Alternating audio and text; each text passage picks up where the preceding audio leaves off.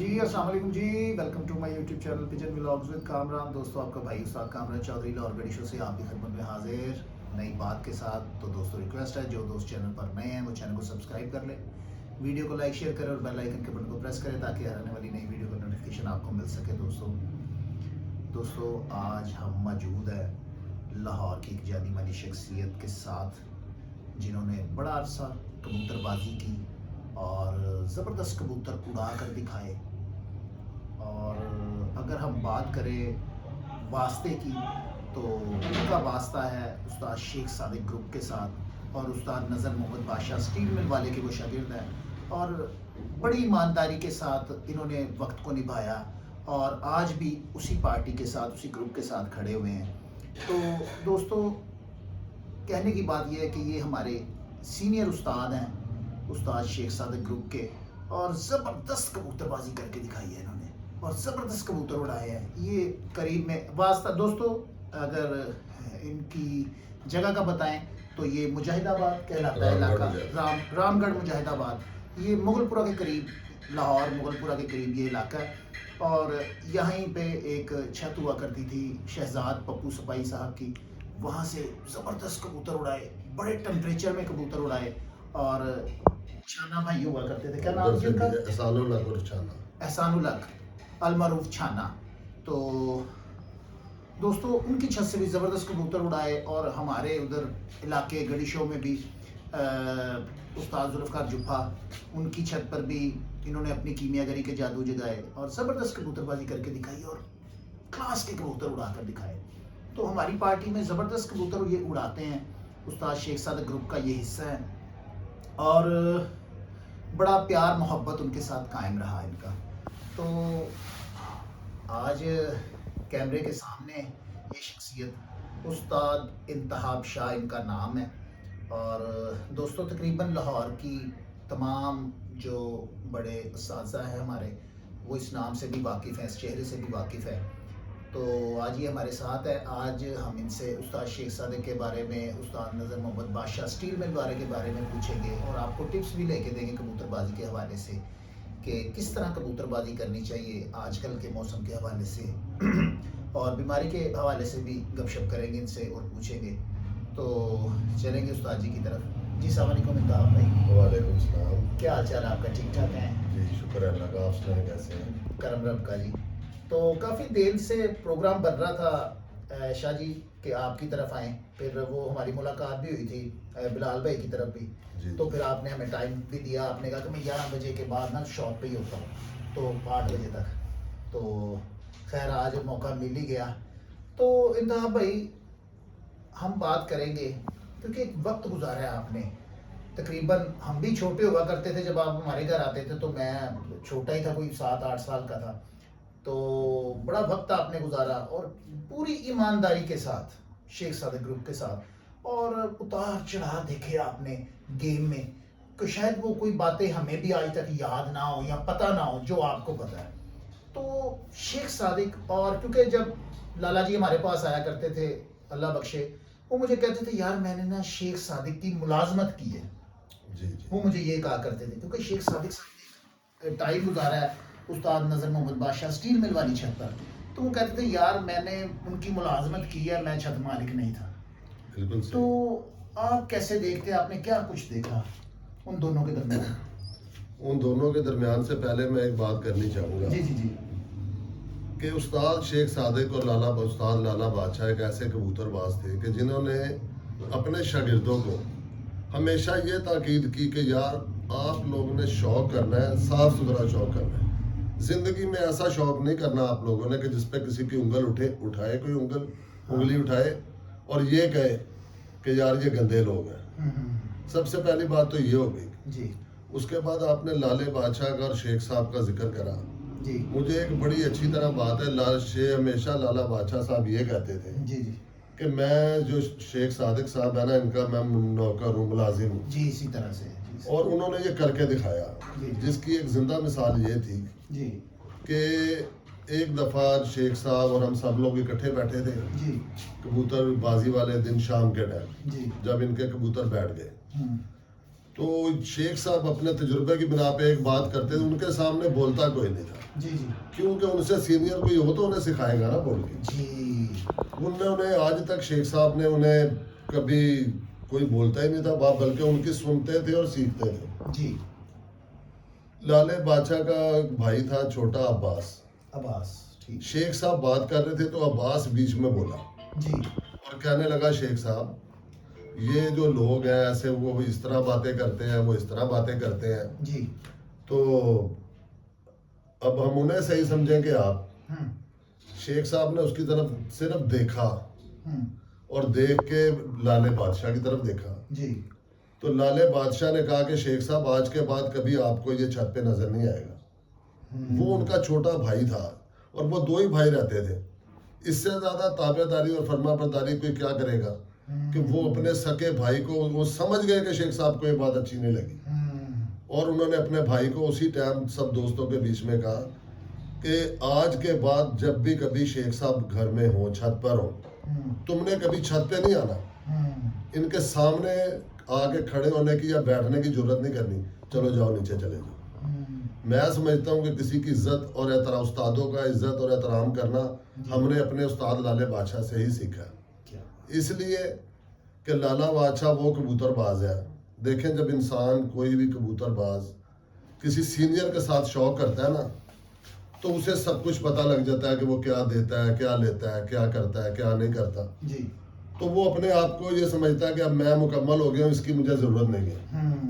लेकिन लाले बादशाह ने हमेशा शेख साहब को यही कहा कि शेख साहब मेरी कबूतरबाजी आप है, जब तक आप कबूतरबाजी मेरे साथ करेंगे मैं कबूतरबाजी करूंगा। जब आप कबूतरबाजी छोड़ देंगे मेरे घर में कभी एक मेरी नस्ल में भी कबूतर नहीं देखेंगे आप। इसी तरह से उन्होंने करके भी दिखाया जी। कि कुछ वक्त ऐसा आया कि शेख साहब ने कबूतरबाजी इनके घर से छोड़ दी। तो लाले बादशाह ने, मुझे अच्छी तरह याद है कि मैं सब में करीबी शख्स था इनके साथ, शेख साहब के साथ भी और लाले के साथ भी। जी जी। इन्होंने मुझे कहा कि ये शाह साहब आपके पास था ये ऑप्शन है, मैं कबूतरबाजी छोड़ने लगा हूँ। मैंने शेख साहब से 3 दिन पूछा कि करनी शौक करना है कि नहीं, उन्होंने कहा कि मैंने नहीं करना। तो मैंने कहा शेख साहब मैं तो शौक आपकी वजह से करता हूँ, आज के बाद यहाँ शौक नहीं होगा, फिर बाजी खत्म हो गई। उन्होंने मुझे बुलाया कि शाह साहब आपको क्या चाहिए। मैंने कहा लाला जी आप शौक ना ख़त्म करें, हम सबका शौक ख़त्म हो जाएगा। उन्होंने कहा कि नहीं ऐसी बात नहीं है, अगर शेख साहब नहीं तो कुछ भी नहीं।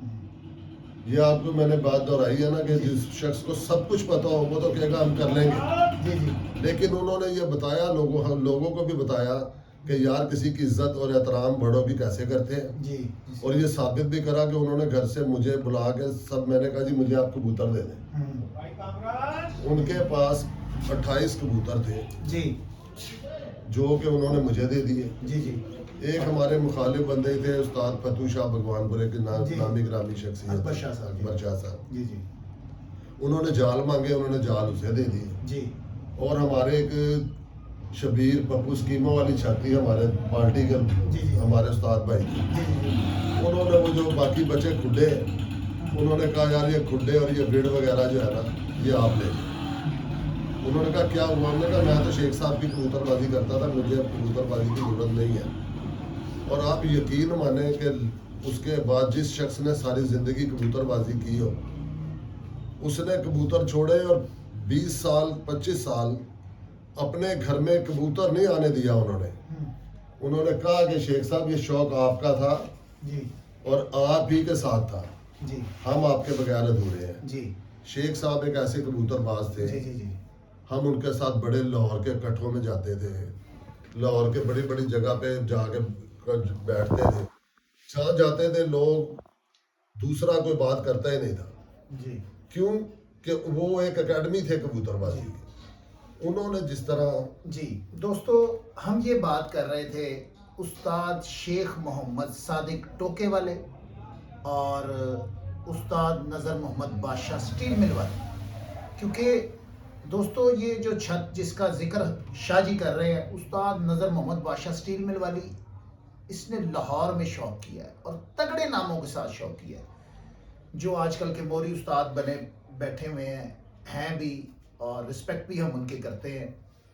खुदा उन्हें ज़िंदगी तंदुरुस्ती दे।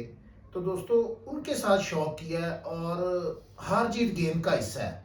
हम ये पूछेंगे शाह जी से कि शाह जी ने क्या कुछ देखा, क्योंकि जो आजकल के बड़े नाम हैं, चौधरी सखी मोहम्मद भट्टी साहब, हाजी महर असगर साहब, उस्ताद सफदर इकबाल टेंटों वाले, ये नाम हुआ करते थे और इनके साथ शौक हुआ करता था।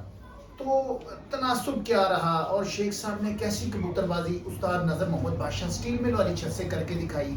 और क्योंकि सुनने में दोस्तों आया, देखो हमने देखा है, मैंने बयान भी किया हुआ है एक अपने ब्लॉग में, तो मगर क्योंकि हमसे सीनियर हैं, पुराने कबूतरबाज हैं शाह जी, तो इन्होंने जितनी करीबी से देखा हुआ है शायद हमने उतनी करीबी से शेख साहब उस्ताद नज़र मोहम्मद बादशाह को नहीं देखा होगा। तो क्योंकि जो मैंने देखा है, कबूतर बहुत कम खींचा करते थे कबूतरों के पर और बड़ी कम तादाद में रखते थे कबूतर। तो ये क्या बात हकीकत है, ये शाह जी से पूछेंगे। जी शाह जी, आपने जो बात की है ना कम तादाद की, जी। जी शेख साहब ऐसे कबूतरबाज थे कि वो ज़्यादा कबूतरों से एलर्जी थी। उन्होंने जिस छत पे भी शौक करा, उधर ज़्यादा से ज़्यादा 20 से 25 कबूतर होते थे उनके पास, और बाजी 50-50 छतों से होती थी। बाकायदा कैलेंडर बनता था जी और उस पर छतें लिखी जाती थी। जी और शेख साहब ने को जितनी खुद एतमादी जी और जितनी मजबूती की कबूतरबाजी हमने शेख साहब की देखी है, आज तक हमने देखी नहीं है किसी की। शेख साहब ने के घर की बात मुझे एक याद आ गई जी कि हम शेख साहब के घर बैठे थे, तो उस्ताद खलीफा मक्की और लाला एहसान साहब के छत बड़ी जी जो थी ना रावी के किनारों से दूर बिल्कुल थी। सबसे पहले लाहौर से बाहर छत वो जी जी वो छत थी। ये लोग 14 जेठ को बाजी लगाने आए शेख साहब के पास। शेख साहब पहले तो देख कर मुस्कुराए, उन्होंने कहा यार आपका इतना नाम है जी आज के दौर में, बड़ा नाम है, जी जी आप आज के दिन बाजी लगाने आ रहे हो हमारे पास 2-3 दिन पहले, तो ये बात कोई अच्छी नहीं है।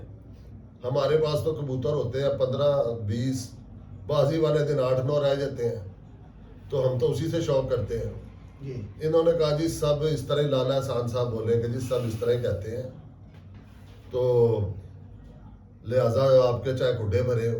जी उन्होंने कहा चले बाजी बाद में लगाएंगे, जी पहले हम आपको जरा खुड्डे दिखा दें जो कि हमारे हैं, या जो कबूतर है वो देख लें। जी जी हमेशा बाजी में रंग वाले कबूतर होते हैं, दूसरे तो नहीं है। जी उन्होंने उन्हें कहा कि जी ये देखें मेरे खुड्डे में 9 कबूतर हैं, हाँ ये 4 मेरे जोड़े हैं, हाँ इसके अलावा आप कहें तो मैं आपको पूरे घर की तलाशी दे देता हूँ और आप चेक कर लें।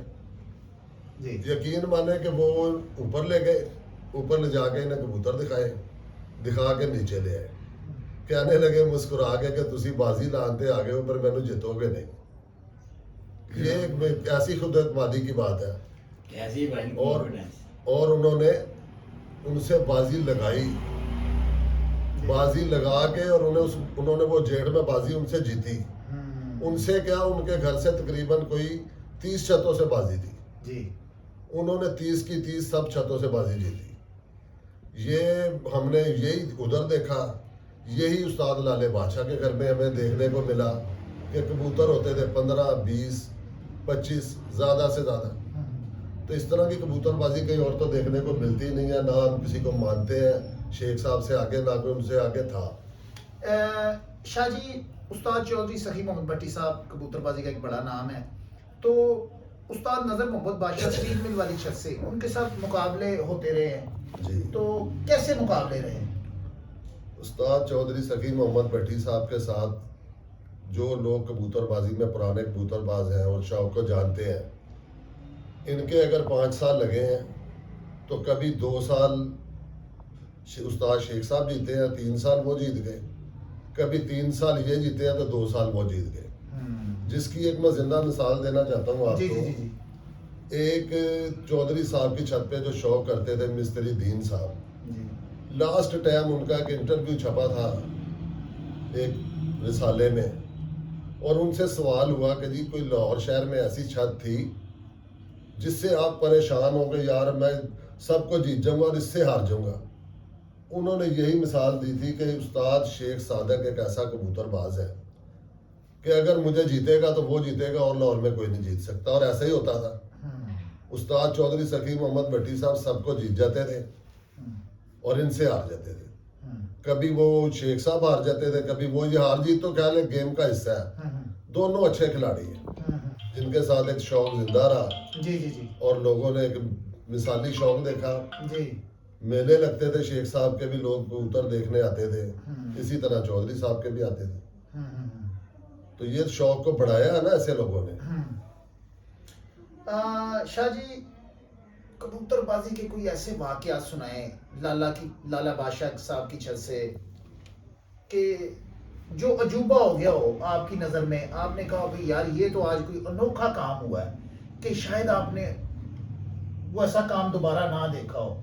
कोई ऐसा सीजन बताए, ऐसे कोई कबूतर बताए जो शेख साहब ने उड़ाया हो तो आपने कहा भाई खीर हो गई, भाई ऐसा आज तक कबूतर नहीं कभी किसी ने उड़ाया या सीजन नहीं उड़ सका। हाँ कामरान भाई जी मुझे एक बाजी की याद आ गई। जी जी जी उस शेख साहब की बाजी तो थी कोई 30-40 शतों से, जी। लेकिन एक हमारे दोस्त इस इलाके के थे 100 बाड़ी के अजीम शाह साहब, वो उनसे 7वीं बाजी तक लड़ते हुए आगे आए, जो 3-3 बाजियां दोनों ने जीत ली। अब 7वीं बाजी चौधरी सखी साहब से थी और एक वो अजीम शाह साहब से थी, लेकिन महल्ले की बाजी थी, बड़ी खारबाजी की बाजी थी जी जो कि देखने के लिए तो अहले इलाका तो सब बहुत ज्यादा इकट्ठे थे। जी जी अजीम शाह साहब का चपड़ा कबूतर बबराड़ा उड़ता था, जी वो कोई 2:30-3 बजे बैठा, जी और शेख साहब के 2:30-3 बजे बैठा, जी और जी जी उसके बाद जनाब शेख साहब के 6 कबूतर बैठ गए थे, जी जी और कुछ थोड़े से मार्जिन से नीचे कोई 15-20 के मार्जिन से वो हारे हुए थे शेख साहब। शेख साहब। जी शेख साहब की एक कबूतरी थी, उस्ताद हमारे के दोस्त हैं, उस्ताद लियाकत साहब टल्ले के नाम से मशहूर जी है। जी जी उनके घर की कबूतरी आसमान में बंद थी। जी ये टाइम हो गया जनाब कोई 4 से 4:30 का, जी। और गर्मी ऐसी थी कि हमने सड़कों की लुक पिघली देखी है, ऐसा टेम्परेचर। मैं शेख साहब के पास आया, मैं कहा शेख साहब कबूतरी ऊपर है, आपका क्या ख्याल है? शेख साहब ने मुझे एक बात की, उन्होंने कहा शाह साहब मुझे अपनी कबूतरबाजी पे इतना एतमाद है, वो कबूतरी मर ना गई हो, वो कबूतरी मर ना गई हो, आसमान में 100 हादसे है जी लगड़ ले गया है, कोई ऐसा चक्कर, मेरी कबूतरी घर आएगी अगर है तो। ले जी वो कबूतरी उस दिन 7:17 पे लाहौर चैंपियन बैठी। क्या बात है, क्या बात है। ये चौधरी, ये उस शेख साहब की वो लाहौर चैंपियन बैठी और वो सबको जीत गए।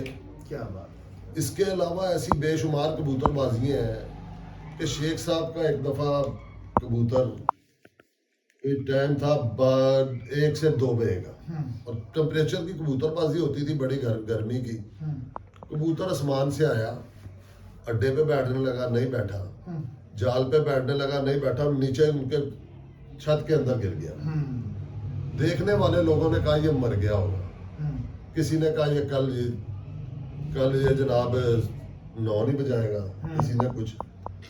अब वो लोग चले गए, जाने के बाद शेख साहब बैठे थे, तो हमने शेख साहब से पूछा कि शेख साहब अपना ये कबूतर, उन्होंने कहा ये कल कबूतर आखिरी बैठेगा, जिसे हम भी दिल में मुस्कुराए कि यार कबूतर इतनी बुरी कंडीशन में बैठा है, क्योंकि उस टाइम हमारी कबूतरबाजी का भी आगाज था जी। और शेख साहब कह रहे आखिरी बैठेगा।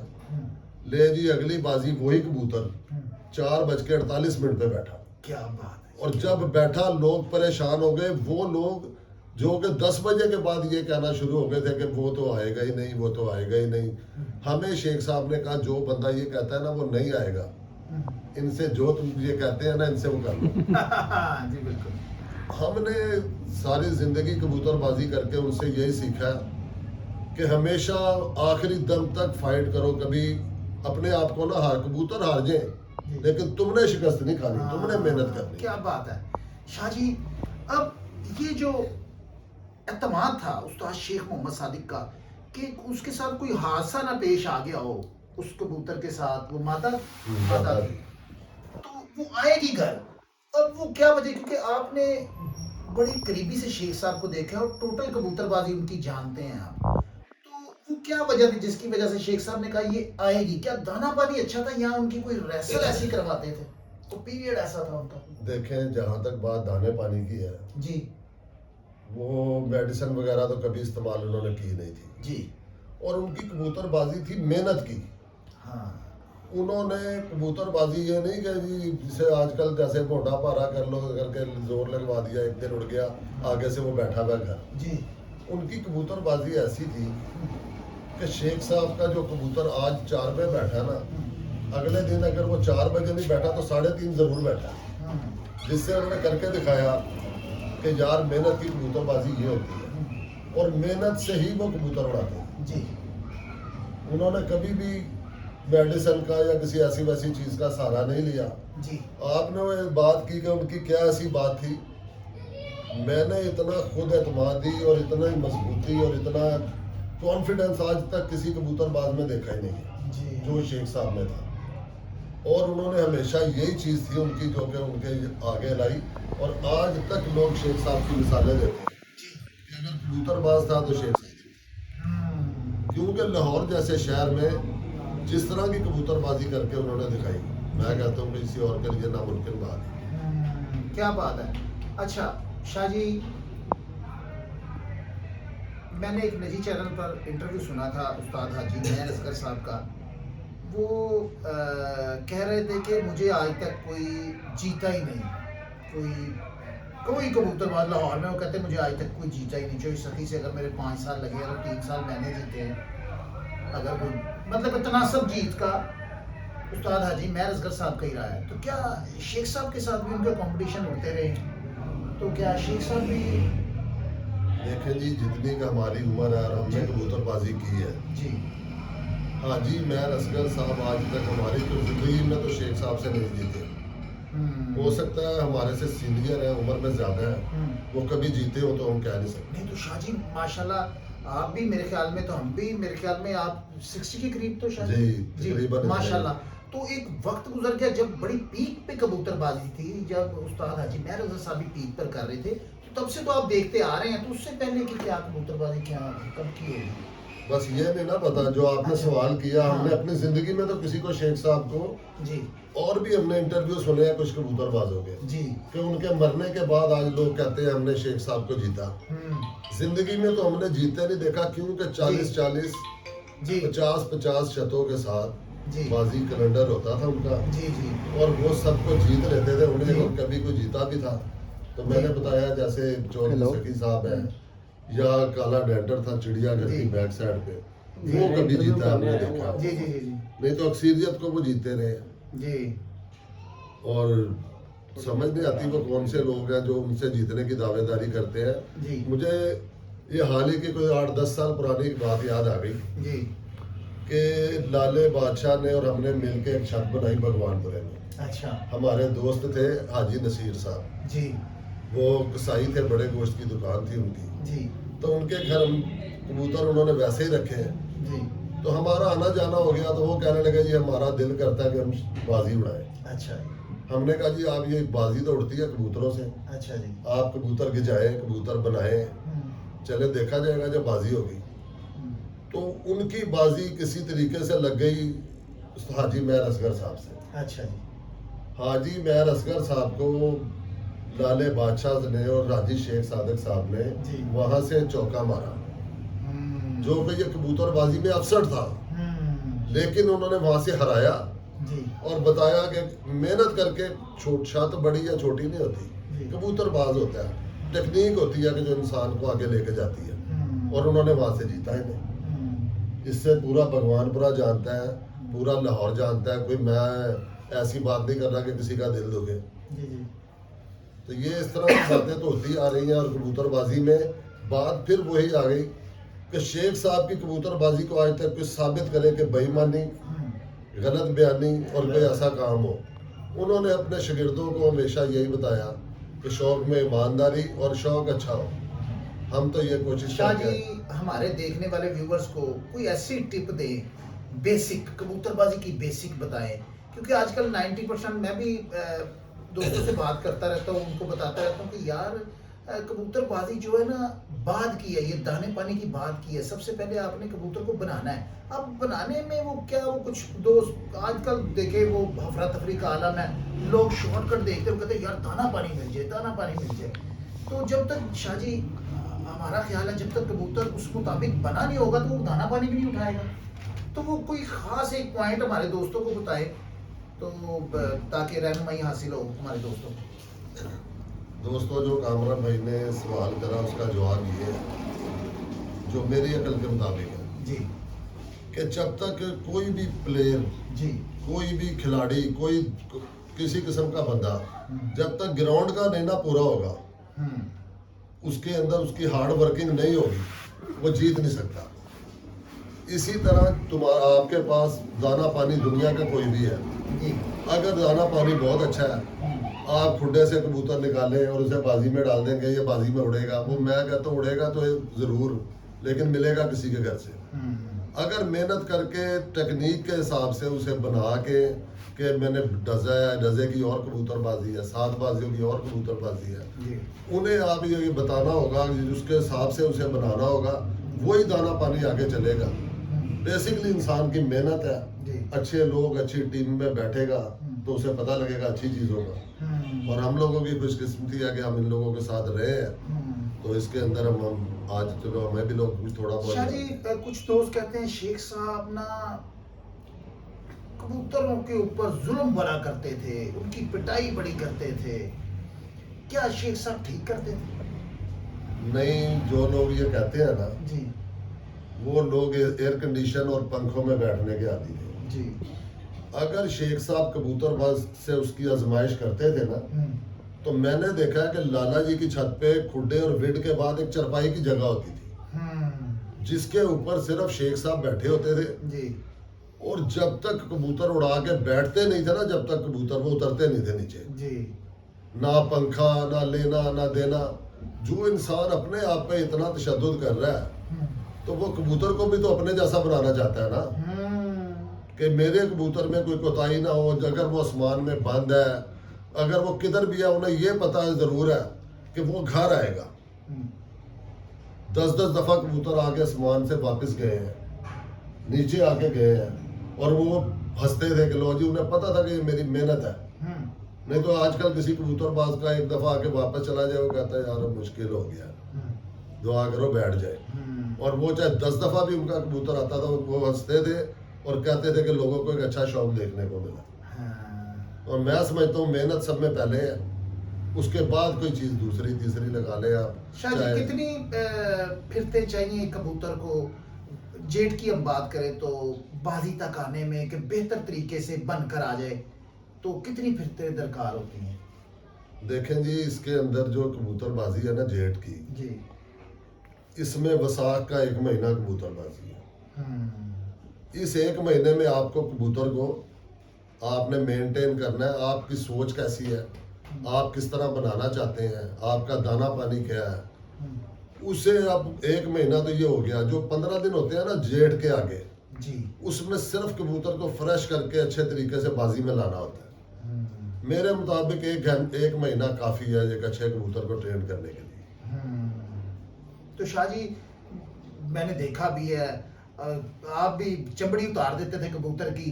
शाना की छत पे मैंने देखा था 8-8 बजे 7-7 बजे कबूतर बैठ जाते थे और वादियों में कबूतर 6-6 बजे बैठते थे। तो शाह जी वो कहने का मकसद कि मुर्दे जिंदा करना, कबूतरों को आप इस लेवल पर ले आते थे, तो आपको ये डर नहीं लगता था कि यार यहाँ से कबूतर खराब भी हो सकते हैं? असल में बात फिर वही आ गई कि इंसान अगर अच्छे स्कूल में पढ़ेगा ना, तो जिस उस्ताद से पढ़ेगा उसे उस उस्ताद का पता होगा, अपना भी पता होगा। जब रहना जो उनके साथ है, जिस कबूतर शेख साहब खुश्क कबूतर पसंद करते थे, वो कहते थे कि जिस कबूतर में चर्बी है, जो कबूतर पारा है, मोटा है, वो बेकार है। वो 1 दिन उड़ेगा, 2 दिन उड़ेगा, आगे से उसने पीछे आना, आगे नहीं जाना। जी शेख साहब की कबूतरबाजी किस तरह की कबूतरबाजी देखी गई है जी कि उनके कबूतर अगर जितने बजे बैठने शुरू हुए हैं ना, वो उससे ऊपर तो गए, नीचे नहीं आए। ये उनकी टेक्निक थी। अगर ये गलत थी तो हम छोड़ के किसी के पीछे जाते। शाह जी आजकल लोग कहते हैं कबूतर अंदर से थिंदा होना चाहिए, तो शेख साहब खुश्क पसंद करते थे। असल में मैं आपको एक बात बता, जी थिंदा होता है वसाख के आखिरी दिन तक, वो खुश्क होता है वसाख के आखिरी दिन तक। जी उसके बाद आपको ये पता होना चाहिए कि मैंने इसे इस स्टेज पे लाया हूँ। जी अब इसके अंदर तरावट भी पैदा करनी है, इसलिए कि इसने 45 टेम्परेचर में उड़ना है। जी वेरी गुड। अगर आप ये करना नहीं जानते तो फिर जीरो है। क्या क्या आप बात। मुर्दा ही करेंगे, जिंदा नहीं कर सकते। क्या बात है, क्या बात है, बहुत बड़ी बात। ये दोस्तों निचोड़ है, ये जितनी बात की है शाह जी ने यहाँ पे, ये कबूतरबाजी का निचोड़ है। मैं आपसे पहले भी कहता हूँ, देखें कबूतरबाजी में आपने पकड़ना है कि कहाँ पे उस्ताद ने कौन सी बात कर दी, क्योंकि ये सीनियर प्लेयर है। कबूतरबाजी उड़ाने के फन से इनका वास्ता है बड़ा पुराना और ज़बरदस्त उड़ाए हैं बर्ड। दोस्तों कबूतरबाजी में इतने गहरे हैं कि इन्होंने शादी भी नहीं की, ये भी मैं आपको बता दूं। तो हमारे साथ इनका बहुत ज़्यादा प्यार है और मेरी ज़्यादा बैठक भी इन्हीं के साथ ही रहती है। जब कभी हम आए हैं रामगढ़ तो इन्हीं के पास बैठे हैं, इन्हीं से गपशप किया है। हमारे घर में आना जाना, समझ लें कि ये हमारी छत के मालिक है। तो और हमने अपने हरीफों से भी यही सुना है कि कहते हैं कामरान ये तेरा बड़ा पक्का वोट है, उस्ताद इत्तेहाब शाह तेरा बड़ा पक्का वोट है। तो ये हमारे भाई हैं, बड़े भाई हैं, चचा की तरह हैं, तो हम बड़ी रिस्पेक्ट करते हैं, इज़्ज़त करते हैं इनकी। तो दोस्तों अब एक सवाल करेंगे आखिर में, बीमारी के मुतालिक थोड़ी सी बात करेंगे। वो आपने सुन ली है, क्योंकि मैं आपसे पहले भी कहता हूँ कि आपने गौर करना है बातों पर, इंशाल्लाह आपको सबक ज़रूर मिलेगा। तो शाह जी आजकल बीमारियाँ बहुत बढ़ गई हैं, तो हम सिर्फ एक बीमारी की बात करेंगे क्योंकि सिलसिला लंबा होता जा रहा है। रानी खेत की बीमारी, आम लफ्ज़ों में लकवा झोला जिसको कह देते हैं लोग। तो शाह जी ये जो बीमारी आ जाती है, तो इसकी हम अगर आ गई है तो हम अपने बर्ड्स की कैसे हिफाजत करें, उनको कैसे बीमारी से बचाएं कि आगे ये सिलसिला ना चल सके। कामरान भाई, इसके अंदर जहाँ तक मेरी रिसर्च है वो तो ये है जी कि बीमारी ज्यादा उन कबूतरबाजों के घर आती है कि जो अगर उनके खुड्डे में 50 कबूतरों की कैपेसिटी है जी तो वो उसमें 100 डाल देते हैं। वो ना उनके बैठने की, ना उठने की, ना सुकून, ना वो, इसलिए उनके खुड्डे में बीमारी आती है। खुड्डा पिजन अपने जो है, अगर आपका छोड़ 50 का है तो उसमें 50 ही होने चाहिए खुड्डे, जी बल्कि करें कि वो 40 हो, उसमें अच्छे तरीके से रहे। ठीक ठीक ठीक। और अगर आप इस तरह रखेंगे तो ठीक है, बीमारी नहीं तो फिर दरारी आपके दरवाजे पे खड़ी है। अगर शादी बीमारी आ गई है तो सलूशन बताएं कि हम क्या करें, कोई दवाई वगैरह ऐसी मेडिसिन जो आपको पता हो। मैं मेरे तजुर्बे के मुताबिक जो बात है ना वो ये है जी कि आप सबसे पहले जी तकरीबन 1 माह जी किसी भी जो कीड़ों की दवाई होती है, जो पेट में कबूतरों के कीड़े होते हैं, हाँ हाँ आप कभी देखें जब आपके कबूतर कमजोर होंगे जी तो आपके घर बीमारी आ जाएगी। इसलिए 1 महीने में 1 दफा आप कीड़ों की दवाई जरूर डालें। उसके बाद उन्हें जो मेडिसिन दें, ताकत की दें, जो भी देगी लगेगी। हाँ अगर ये कि पूरा कोर्स नहीं ना होगा, दुनिया की जो मर्जी मेडिसिन डालें वो उसके अंदर नाकाम है। डिवर्मिंग कबूतरों की करते रहे। अगर शादी बीमारी आ गई है तो फिर हम कौन सी दवाई का इस्तेमाल करें। असल में देखना ये पड़ेगा कि बीमारी आई कौन सी है, लकवे जो और की उसकी उसकी जी। हाँ, उसमें बहुत सी दवाइयाँ हैं, जी जी जिसमें एक दवाई है एंड्रोसोल एस 10%। ये दवाई तो बाहर की है जी लेकिन बड़ी अच्छी दवाई है। ये वो दवाई मैं उसे मानता वेटनरी हूँ, स्टोर से हाँ, मिल जाती है जी। ये हम जो मेडिसिन उसे मानते हैं जो मेडिसिन बीमारी में काम करे। दूसरी तो डालते रहे, उसका कोई फायदा नहीं। जी दूसरी बात रह गई, एक पाकिस्तान मेडिकल स्टोर वालों ने एक पाउडर बनाया जी जिसका नाम है डॉक्सीमाइसिन। वो भी बीमारी के दौरान अगर डाला जाए ना उसकी क्वांटिटी के मुताबिक तो बहुत ज़बरदस्त और अच्छी चीज़ है। आप इन 2 चीज़ों को और ये 3 चीज़ों का इस्तेमाल करें, इंसान, मैं समझता हूँ आपके घर बीमारी नहीं है। शाह जी इसकी क्वांटिटी क्या है, अगर बीमारी आती है, ये एंड्रोसोल एस जो है ये लिक्विड फॉर्म में होता है, जी। ये हमने कितना पानी में इस्तेमाल करना है। इसे 1 लीटर पानी में 1 शीशी डालते हैं। अच्छा, ये कितने दिन शाह जी हम इस्तेमाल करें। ये कम से कम 5 दिन। 5 दिन। 5 दिन में आपको एक मुकम्मल रिजल्ट दे देता है। शाह जी इसके साथ हम मल्टीविटामिन इस्तेमाल कर सकते हैं। मल्टीविटामिन इस्तेमाल करें, मैं कहता हूँ इसके साथ अगर सब में अच्छे जो विटामिन मेरी रिसर्च के मुताबिक आज तक आए हैं तो वो आए हैं वीटासोल। वीटासोल एक ऐसा ताकत का पाउडर है जी जिसे आप चाहे 1 महीना रेगुलर डालें, आपके कबूतर वेट में नहीं आएंगे, अंदर से मजबूत होंगे। हम्म, और जब वो अंदर से मजबूत होंगे तो बीमारी भी नहीं होगी। जो आप अगर जोड़े भी रखे हुए हैं ना, जी अपने जोड़ों को ब्रीडिंग के दौरान आप महीने में 10 दिन ये पिलाएं, जी आप ब्रीडिंग भी बड़ी शानदार होगी और आप कहेंगे कि यार मेरे कबूतर भी पूरे फिट है। इसलिए कि कोई भी चीज ताकत की 2-4 दिन खा के बंदा पहलवान नहीं बनता। उसे कोई 10 दिन, महीना, 15 दिन उसे इस्तेमाल करेगा तो ताकत आएगी ना उसमें। जी लोग 2-3 दिन डाल के कहते हैं यार मैंने डाला था कोई फायदा नहीं हुआ। जी तो यार अभी तो उसके जिस्म में रच रहा है ये। जी तुम इसे 15 दिन 20 दिन डालोगे, ऑटोमेटिकली ताकत में आ जाएगा, आप बीमारी भी खत्म और कबूतर ठीक। ठीक हो गया, वेरी गुड हो गया शाह जी। दोस्तों ये हमने आपकी मुलाकात करवाई है उस्ताद इंतहा शाह साहब से, सीनियर कबूतरबाज है और दोस्तों ज़बरदस्त कबूतरबाजी करके दिखाई है 30, 35, 40 साल पहले कि जब ये बात अभी शाह जी ने कही भी कि लुके पिघला करती थी। ये शहजाद पप्पू सिपाही साहब की छत से ज़बरदस्त कबूतर उड़ाए, छाना की छत से ज़बरदस्त कबूतर उड़ाए, हमारे उधर गणेशों के एरिया में उस्ताद जुल्फ़कार जुब्बा के ज़बरदस्त कबूतर उड़ाए। दोस्तों ये पुरानी बात कर रहा हूँ, 35 साल से तकरीबन इतने के करीब होगी ये बात। और शहरदारी में हाँ जी, शहरदारी में कबूतरबाजी करके दिखाई है। तो क्योंकि दोस्तों सिलसिला हो गया लंबा, बातें बहुत सी हैं, मगर अगर आप चाहते हैं कि शाह जी से और बातें पूछी जाएं तो हमें कमेंट ज़रूर कीजिएगा ताकि हम दोबारा शाह जी के पास आए तो उस टॉपिक पर बात करें। क्योंकि दोस्तों इल्म का ख़जाना है, ये मैं आपसे कह रहा हूँ, इल्म का ख़जाना है। मुझे लग रहा है कि मैं अभी कंप्लीट मैंने बातें नहीं की, अभी तो शेख साहब की ज़िंदगी पर बिल्कुल एक वो टेलर ही दिखाया हमने। अभी बहुत सी बातें हैं शाह जी के अंदर, मुझे पता है लंबी हो रही थी, वो मैं शाह जी को ज़रा थोड़ा सा इस तरह दबा रहा था कि ज़रा शॉर्ट में आ जाए, क्योंकि हमारा जो प्रोग्राम है वो तकरीबन आधे घंटे का होता है, तो थोड़ा सा लंबा भी हो गया। तो बाकी अगर आप चाहते हैं कि शाह जी से हम दोबारा गुफ्तगू करें तो कमेंट ज़रूर करें और बताएं कि इस टॉपिक पे शाह जी से बात करें, तो इंशाल्लाह मुझे पता है मुस्बत और अच्छा आपको जवाब मिलेगा। तो बाकी दोस्तों अपनी दुआ में अपने भाई को याद रखिएगा। नेक्स्ट वीडियो में नेक्स्ट शो के साथ फिर मिलेंगे, तब तक के लिए इजाज़त दीजिएगा। अल्लाह हाफिज़।